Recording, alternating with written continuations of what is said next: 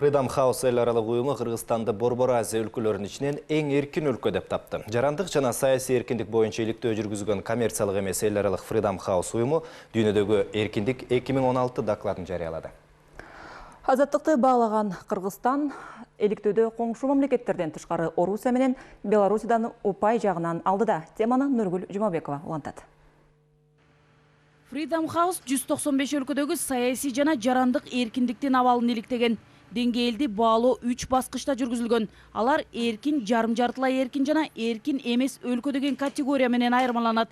Иликтөөнүн жыйынтыгы боюнча 50 аймакта абал кооптуу. Кыргызстан дүйнө өлкөлөрүнө салыштырганда жарым жартылай эркин өлкө деп табылганы менен Борбор Азия чөлкөмүндө эң эркин мамлекет деп эсептелет.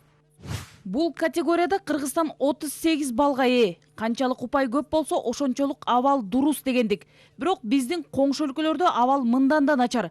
Казакстанда 24 балл. Бул көрсөткүч эркин эмес өлкө дегенди билдирет. Ушундай эле төмөн упай менен эркиндиги жок өлкөлөр деп Тажикстан табылган.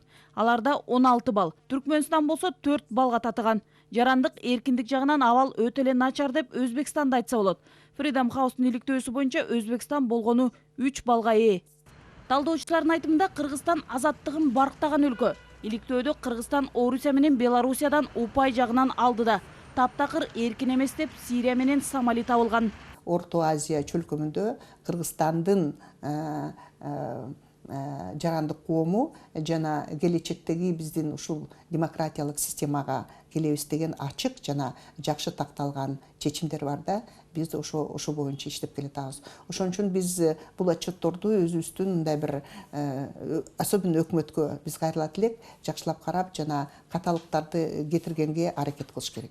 Кыргызстанда жарандык коомдун орду күчтүү. Министрлик мекемелерде коомдук кеңештер иштейт. Элдин үнү мамлекеттик чечимдерди кабыл алууга таасир эте алат. Демократиялык баалуулуктар, мыйзамдуулукту орнотуу жана адам укугун коргоодо жарандык коом бийлик менен ээриш аркак иш алып барууда дейт серепчилер. Албетте, бул аракеттин акыбети Freedom House'нун иликтөөсүндө көрүнүп турат. Мы все молодцы в том плане, что мы сейчас отстаиваем свою позицию. Биз өз позициябызды талап кылганыбыз менен азаматпыз. Калыс сын айткан жагынан азаматпыз. Азыр бийлик сынды угуп жатат. Себеби дароо жооп кылгандарын көрүп жатабыз. Социалдык тармакта айтылган ойлор болобу? Баарына. Бул дагы позитивдүү кадам. Бийликтин жарандык коом менен эсептешкени абдан маанилүү, бирок умтула турган нерселер дагы бар. Эртеби кечпи максатыбызга жетебиз. Болгону адам укугу, демократиялык баалуулуктар, мыйзамдуулукту орнотууда бири-бирибизди түшүнүү керек. Эл аралык уюмдун иликтөөсү боюнча Кыргызстан чөлкөмдөгү мамлекеттерге салыштырмалуу сөз эркиндиги боюнча да алдыңкы сапта. Конституционно закреплены. Конституция боюнча бизде маалыматты таратуу, чагылдырууга карата кысым жок. Интернет маалымат каражаты катары эсептелбейт. Ал эми коңшу өлкөлөрдө абал башка. Социалдык тармактарга оюн билдирген жаран жоопко тартылат. Бизде болсо эркин аянтча катары колдонулуп келет да. Human Rights Watch уюмунун иликтөөсү боюнча да Кыргызстан өнүгүүгө карай рейтингде алдыңкы орунда. Талдоочулардын айтымында тарыхый тамыры тереңге кеткен Кыргызстан эркиндикти, мыйзамдуулукту сыйлоо принцибинен тайбашы керек. Эң башкысы эркиндикти кадырлап, анын баркына жетүү зарыл. Нургүл Жумабекова, Элдияр Асанбаев, Коомдук биринчи канал.